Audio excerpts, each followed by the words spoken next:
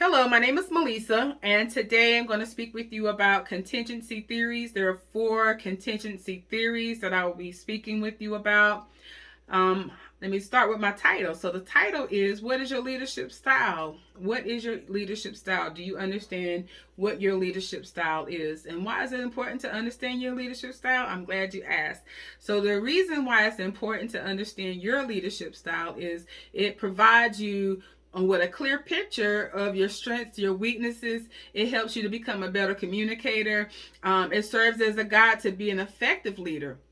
And so we all have room to grow. I know I do. And so understanding my leadership style is going to help me to be a better leader. And so whether you're transitioning into leadership or if you're already operating in a leadership role, you wouldn't want to miss out on this video. Hopefully you'll be able to learn some things and understand which leadership theory best fits you as a individual. So the first one we're going to talk about is contingency theory of leader effectiveness. Fred Fielder, developed the first situational leadership theory that specified how situation variables interacted with a leader's personality and behavior. Fielder believed that a leader shouldn't change who they are, that their leadership style is fixed, and anything that needs to be changed should be changed. Will be the job. They need to change their job situation. He also believed that a leader should be put in a position in a job that fits who they are, and so you shouldn't change. There are, how do you use this model? Let me talk about that. So how are you going to use this model? So this particular model, there's 2 essential components with this model. So you're going to focus on your leadership style. And then after you understand your leadership style, then the situational favorableness. So you're going to understand that. With those 2 things. So with this model is designed to help leaders to understand what their dominant traits are in leadership. Either you are a task motivated leader, or you are relationship motivated leader. And so with that, with me, I actually did take this particular assessment, and I enjoyed doing this assessment because I learned a lot about who I am. So we all have worked on projects in some way, whether we're in school or we worked at work. We work with people, could be church, could be, recreational, as a coach, or whatever capacity. We all work with someone. But I want you to think about a person that you work with and it was so impossible to work with this particular individual. That's the person I want you to focus on. And so Fielder created a scale that measures the individual dominant trait, which was called LPC, which means least preferable co-worker. So you have your high LPC, which equals the relationship oriented leader, and then you have your low LPC, that is task oriented leader. My particular one, I was a relationship oriented leader, even though I wasn't too far from the task motivated, but I still, my dominant trait was with relationship. Now let me say this. Now you have both of these assessments, but one is not better than the other. So you would use this, contingent on the situation. That's when you would use it. Situational favorableness is once you have determined your leadership style, you would determine the situational favorableness. Excuse me, I got it twisted up. My tongue twisted when I say this word. So I'm glad you asked me what that is. And so this refers to the level at which a situation enables the leader to exert influences over their subordinates, those that are following them. The more control that a leader has over their subordinates, the better they are able to have more favorable over that particular situation. So in situational favorableness, there are 3 important factors that you will focus on, and I'm going to provide them in order of importance. You have your leader member relations, and this helps you to evaluate the relationship that you have with your subordinates. Is it a good relationship? Is it a poor relationship? Do they trust you? It's important that your employees trust who you are, and so the more favorable you are in the relationship with your employees, the better you're able to control that situation. The task structure. So, is your task structured? Are they able to perform the task? Is it clear? Is it easy? Are they able to understand? Is there routine? So, the more structured that the job is, the more favorable a leader has over that situation. Position when it comes to power. So position. I'm a leader. As a leader, do you have authority, and if you do, is it strong or weak? Do you have the ability to reward your subordinates? Do you have the ability to hire and fire? So the more power that you have as a leader, the more favorable you have in this situation. So understanding how you lead and understanding the situation enables you to determine the right style for that particular situation that you may be facing. So leadership continuum theory, excuse me.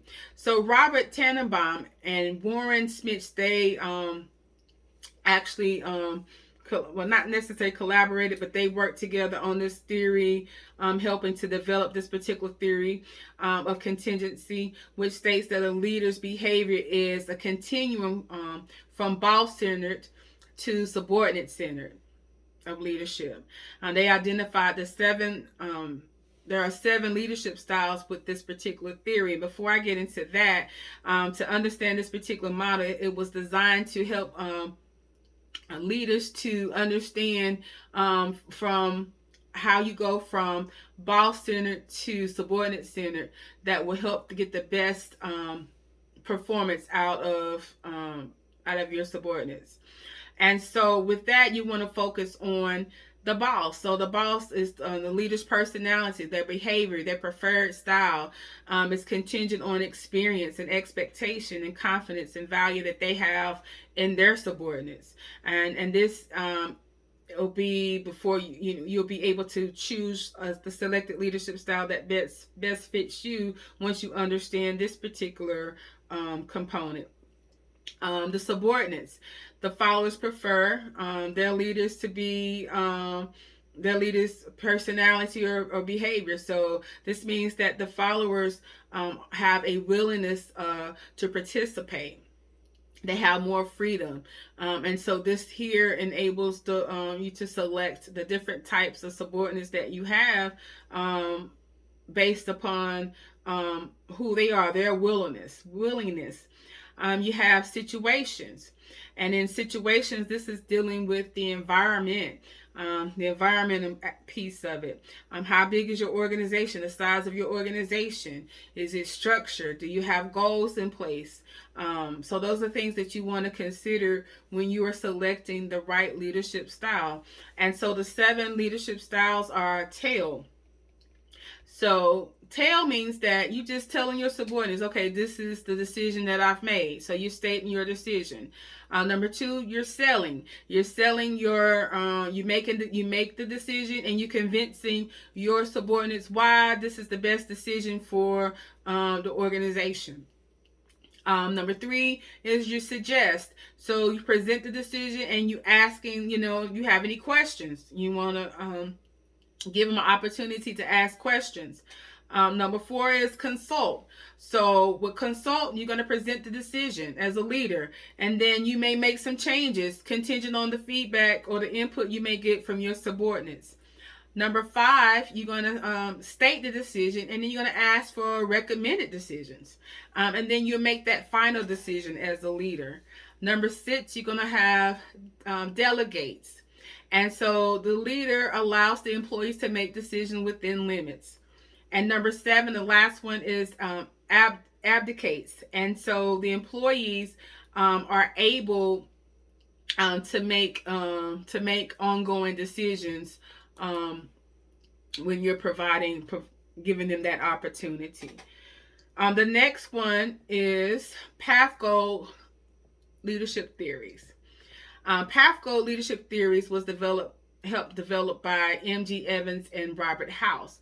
But House suggested that leaders influence the performance and satisfaction of their subordinates.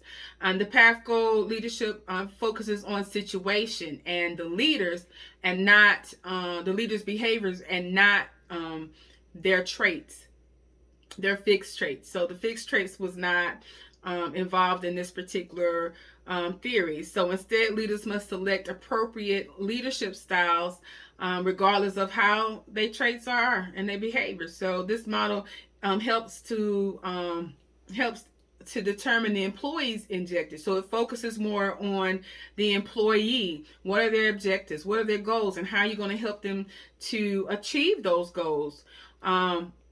And with this particular model, there's 4 kinds of leadership styles. So you just don't have one set style. You have 4 leadership styles that a leader will use to behave in different ways contingent on the situation. You have directive leaders. Which leaders advises their subordinates, on different expectations that they are requiring. They have specific guidelines that they want their subordinates to follow, and maintain a standard of performance. Next, you have supportive. And with the supportive, I know I do. I particularly like this particular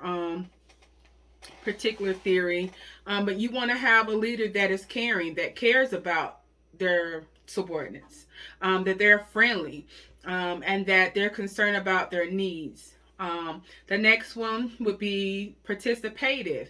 So the leader consults their subordinates about issues and allows them to input and give feedback, and it makes the subordinates become more involved in the organization.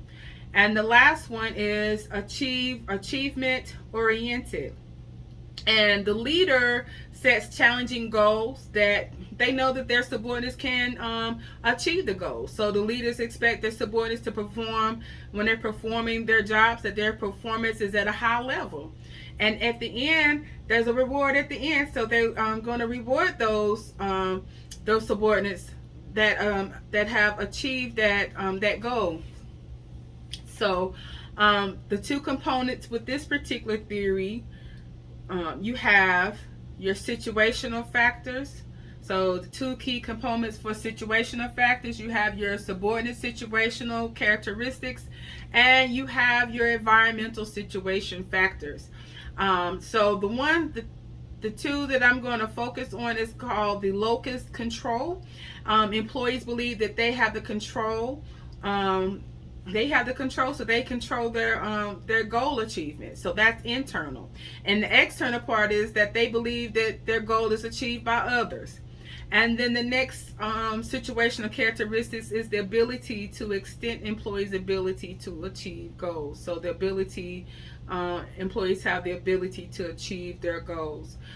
Environmental situation factors, there are 3 factors with that. You have your task structure, which is the scope of the job. You have formal authority, which is based on the leader's position and power.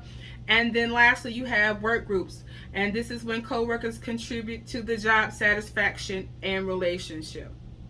My last goal that I'm going to focus on is the leadership substitute theory. And this was helped developed by Stephen Carr and John Jimmer. And they suggested that the situational variable may cause barriers that may hinder leaders from affecting subordinates' attitudes and behaviors. Leadership substitute characteristics believe in eliminating the power of leadership. So leadership is not necessary in this particular theory. They feel like, okay, why do I have to have a leader but someone that is experienced, somebody that's professional, they've been trained Why would I need someone to be in leadership when you have somebody that knows their job? So a person that is skilled, a skilled person doesn't need someone to tell them how to do their job. They already know how to perform their job. And so there are three characteristics that with the leadership substitute theory that have characteristics of followers, which is knowledgeable, they're trained, they're experienced. These are professional orientation people, and that these people should have their own independence. They don't need anybody hovering over their backs. You have characteristics of task, which is they have clarity, they have routine that they do daily. The person provides their own feedback and their own accomplishments. And then lastly, you have the characteristics of the organization. So they already have an outline. They have an outline of their goals and their plans, and their areas of responsibilities that they're responsible for.